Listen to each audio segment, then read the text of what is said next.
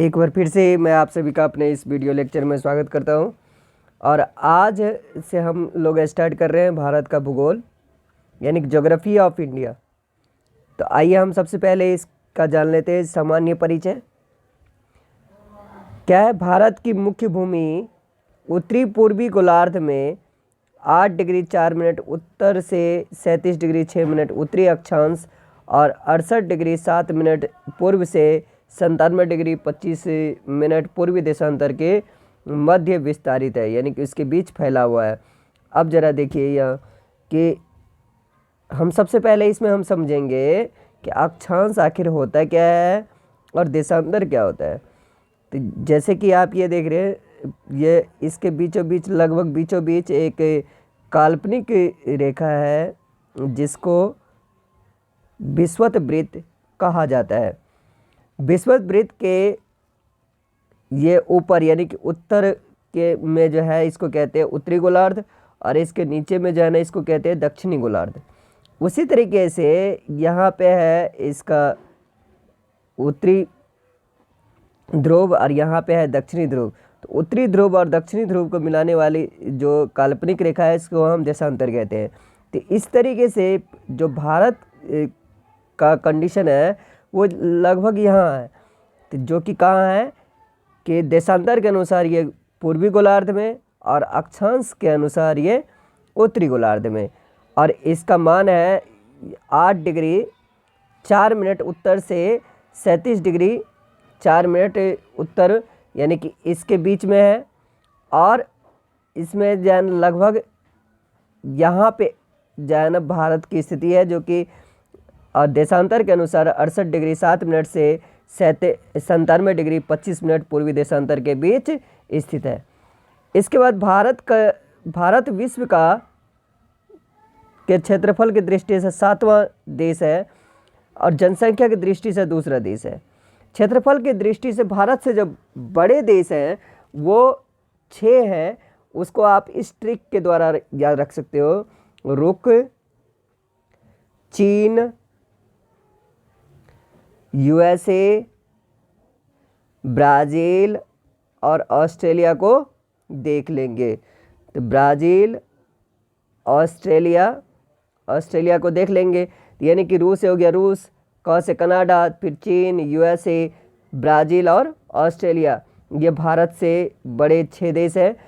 और जनसंख्या में सबसे ऊपर है चीन, उसके बाद हमारा भारत है। भारत का सुदूरस्थ यानी कि दूर का जो दक्षिणतम बिंदु इंदिरा पॉइंट था, है नहीं था, ग्रेट निकोबार और बड़ा निकोबार द्वीप में, जो कि 2004 के सुनामी में जलमग्न हो गया। और मुख्य भूमि पर दक्षिणतम बिंदु कन्याकुमारी है इस समय। भारत का जो दूर का उत्तरी बिंदु है वो सियाचिन ग्लेशियर के पास इंदिरा कौल है। और इसके बाद अगर हम बात करें तो पूर्वी बिंदु जो सबसे पूर्व में है वो है किबीथू, जो कि अरुणाचल प्रदेश में है। और भारत का जो सबसे पश्चिमी बिंदु है वह है गुहार मोती, गुजरात में है। यानी कि इसको इस तरीके से अगर आप समझें, इसको अगर आप इस तरीके से समझें जैसे कि ये तो यहाँ पे है आपका क्या इंदिरा कौल और यहाँ पे है कन्याकुमारी, फिर यहाँ है आपका ये किबीथू और यहाँ है गुहार मोती। तो इस तरीके से ये इसका हो गया उत्तर, ये दक्षिण, ये पूर्व और ये पश्चिम।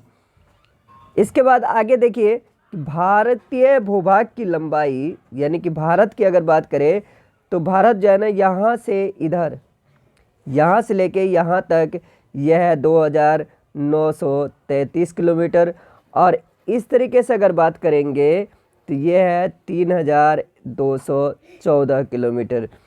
उसके बाद की अगर बात करें तो भारत का सर्वाधिक यानी कि सबसे अधिक तट की सीमा वाला राज्य है गुजरात, जिसके तट की लंबाई है 1214.7 किलोमीटर है। जबकि सर्वाधिक तटीय सीमा की लंबाई वाला केंद्र शासित प्रदेश है अंडमान एवं निकोबार द्वीप समूह। अंडमान और निकोबार द्वीप समूह जिसकी लंबाई है 1962 किलोमीटर। गोवा की सबसे छोटी समुद्री तट है 118 किलोमीटर है। भारत के 9 राज्य गुजरात, महाराष्ट्र, गोवा, कर्नाटक, केरल, तमिलनाडु, आंध्र प्रदेश, ओडिशा एवं पश्चिम बंगाल ये समुद्र तट से लगी हुई है।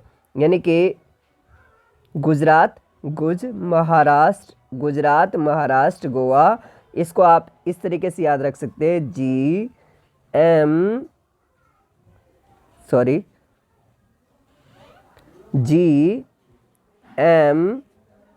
G, फिर K, T, A, O, P।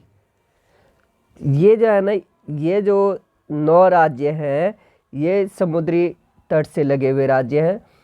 82 degree 30 minute पूर्वी देशांतर रेखा प्रयागराज, मिर्जापुर आदि से होकर गुजरती है।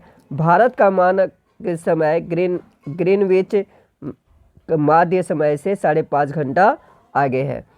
अब अगर हम बात करें भारत एवं पड़ोसी देश की, तो भारत की स्थलीय सीमा से लगे पड़ोसी देशों की संख्या कितनी है? 7 है। वो कौन कौन से हैं जरा इसको आप ध्यान दीजिए। तो भारत के इस तरफ यहाँ पे है पाकिस्तान, फिर उसके बाद अगर आप बात करेंगे तो यहाँ है आपका नेपाल। इस तरीके से ज़रा इसको ऐसे समझिए कि ये यहाँ है पाकिस्तान और इस तरीके से यहाँ नेपाल है। नेपाल के ख़त्म होते ही यहाँ पे है आपका भूटान, भूटान के नीचे है बांग्लादेश, हो गया 4।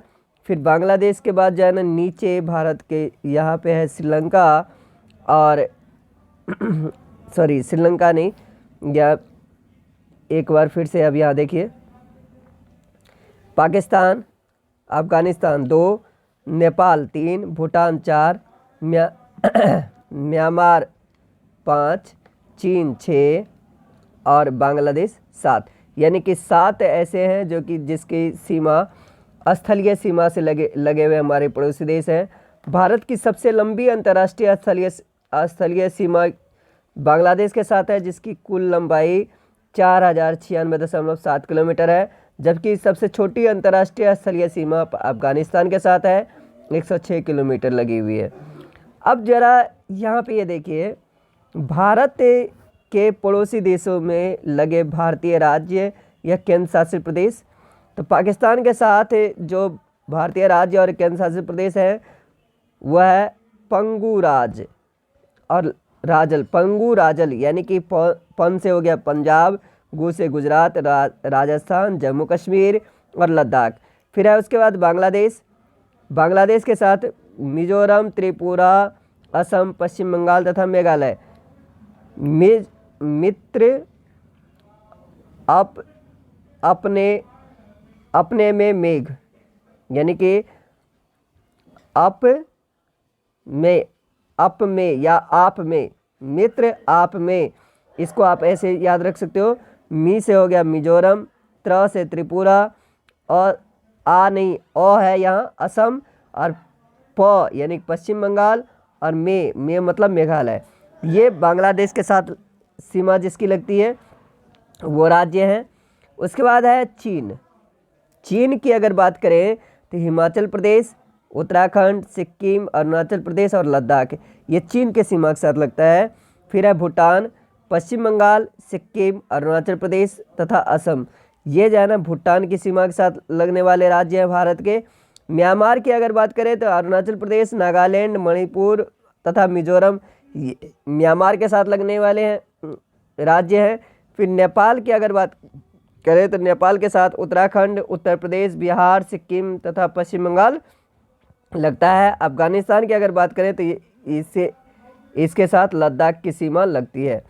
इसके बाद है समुद्र पार भारत का सबसे जो नज़दीकी, समुद्र के दूसरे तरफ जो सबसे नज़दीकी देश है वो है श्रीलंका, जो कि पाक जल डमरू मध्य द्वारा भारतीय मुख्य भूभाग तमिलनाडु से अलग होता है। अब देखिए जल डमरू मध्य क्या होता है कि जल का वह संकरा भाग जो एक स्थल को दूसरे स्थल से अलग करता है उसे जल डमरू मध्य कहा जाता है।